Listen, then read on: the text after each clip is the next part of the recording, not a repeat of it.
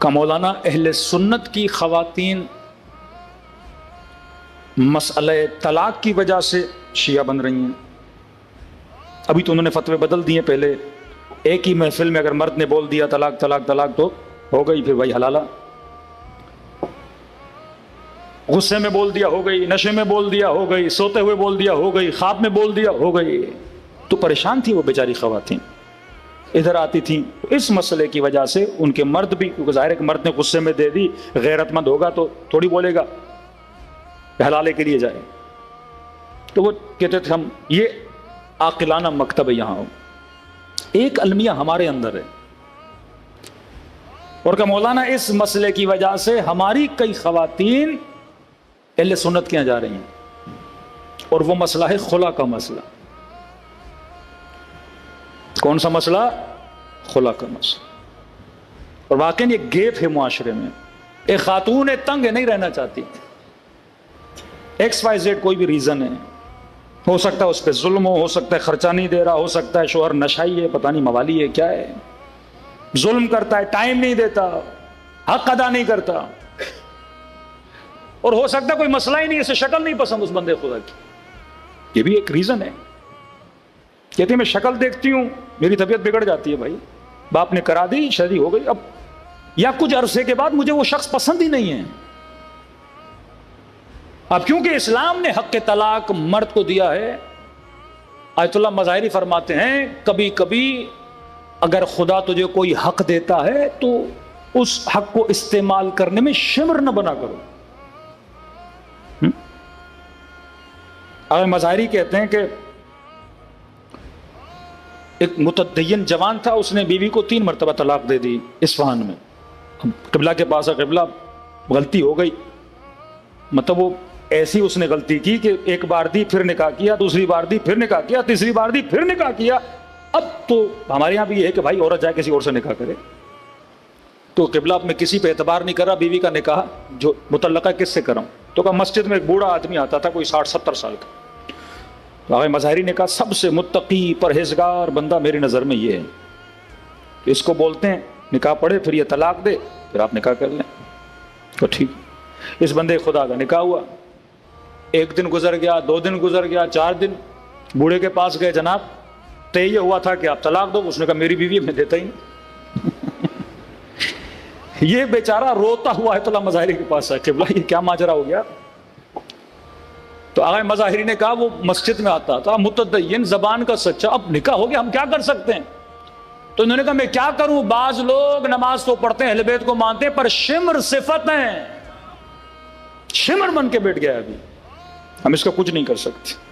تو خدا نے اگر کوئی حق دیا ہے شمر نہ بنو.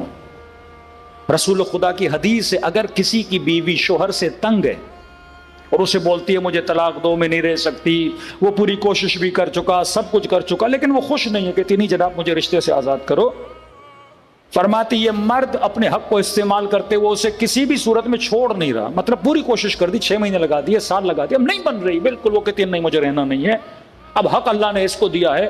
کہتے خدا ایسے مرد کی دعا قبول نہیں کرتا جس سے اگلا بندہ بیزار ہے اور وہ چھوڑتا نہیں. خاتون آئی, رسول خدا کا زمانہ, حضرت محمد مصطفیٰ صلی اللہ علیہ وآلہ وسلم.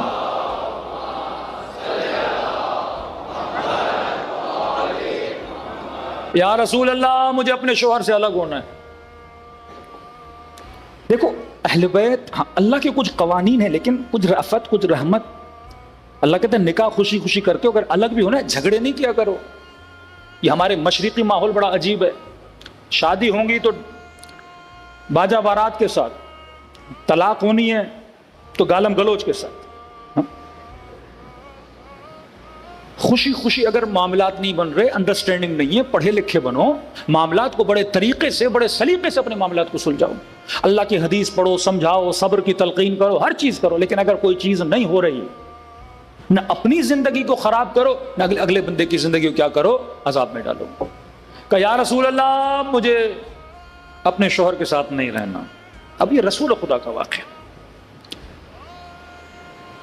خواتین میں سے کسی خاتون نے کہا, رسول ممبر پہ بیٹھے گئے, رسول خدا نے فرمایا کیوں نہیں, حق نہیں دیتا، دیتا یا رسول اللہ، خرچہ نہیں دیتا، دیتا یا رسول اللہ، اخلاق بہت اچھا ہے یا رسول اللہ، بڑی خدمت کرتا ہے، میری کوئی کام ہی مجھ سے نہیں لیتا، دن رات میرے آگے پیچھے میری خدمت میں لگا رہتا ہے۔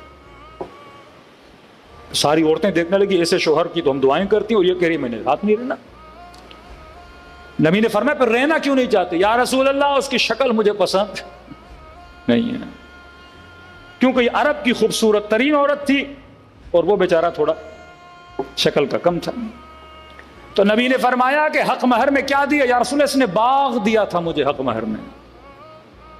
نبی نے فرمایا واپس کر دو گی؟ ہاں یا رسول اللہ جو مانگے باغ دے دوں گی، ایکسٹرا بھی جو مانگے میں دینے کے لیے تیار ہوں۔ نبی نے اس کے شوہر کو بلایا کہ تمہارے ساتھ رہنا نہیں چاہتی، میں کہہ رہا ہوں اسے چھوڑ دو۔ تو اس نے کہا رسول اللہ آپ کا حکم ہے، میں نے کیا کر دیا؟ آزاد کر دیا۔ اب وہاں پہ شمر بن جاتا، اللہ نے مجھے حق دیا رسول اللہ میں نہیں کروں گا، کیونکہ نبی دونوں مزاجوں کو دیکھ رہے ہیں۔ گھر قرآن میں 5 نشانیاں بتائیں گھروں کی۔ پہلی نشانی لتسکنو، ہم نے تمہیں شادی بولنے کا بولا تاکہ تمہارے گھر میں کیا آئے؟ سکون آئے۔ وجعلنا بینکم مودہ، اور ہم نے تم دونوں کے بیچ میں کس چیز کو پیدا کیا؟ محبت کو پیدا کیا۔ ہم نے ایک دوسرے کا لباس تم دونوں کو بنایا۔ ابھی گرمی کا موسم ہے، میں نے پتلی ابا پہنی ہوئی ہے، کل موٹی پہن کے آؤں 4 سیٹر پہن کے، تو آپ کہیں گے مولانا بھی لگتا ہے آج ان کا دماغ صحیح نہیں ہے۔ ہاں گرمی کے موسم میں سیٹر پہن کے مولوی آ گیا، تو آپ کہیں گے اچھی بات نہیں ہے، خلاف عقل ہے۔ تو گرم موسم میں ٹھنڈا لباس، ٹھنڈے موسم میں گرم لباس۔ کہن لباس لکم وانتم لباس لہن، تم ایک دوسرے کا لباس ہو۔ شوہر مزاج میں غصے میں آ جائے تو بیوی نے ٹھنڈا رہنا ہے، بیوی غصے میں آ جائے تو شوہر نے ٹھنڈا رہنا ہے۔ گھر کو بنانے کے لیے ترکیبیں بھی بتائی ہیں، لیکن اگر کوئی کسی ترکیب پہ چل ہی نہیں رہا، پھر یہ مسائل آ جائیں، پھر کورٹوں میں چلے جائیں، پھر وہ خلا شریعت کے طور پہ صحیح نہ ہو، پھر یہ جا کے کسی اور سے نکاح کرے، گناہ اندر گناہ ہو جاتا ہے۔ فرمایا شریعت کو سمجھو، مسائل کو سمجھو، گھرولی فیملی کو سمجھو، اہل بیت کے اخلاق کو سمجھو، ان کی رفتار کو سمجھو، پھر جب اس نیٹ ورک میں آؤ گے پھر کہیں گے المؤمن کیس، مومن ہوشیار ہوتا ہے، مومن تیز ہوتا ہے، مومن حکیم ہوتا ہے۔ یہ ساری غلطیاں اسی لیے ہوتی ہیں کیونکہ شروع میں ہمارا انتخاب غلط ہوتا ہے۔ امت کا امامت میں انتخاب غلط تھا، امت قاتل حسین ابن علی بن گئی۔ اگر تو اپنی زندگی میں انتخاب غلط کرے گا، بچوں کا بھی قاتل بنے گا، کبھی خودکشی کر کے اپنا قاتل بنے گا، کبھی اپنے سکون کا قاتل بنے گا، کبھی اپنی نسلوں کو تباہ و برباد کر دے گا۔ صلوات پڑھے محمد و آل محمد۔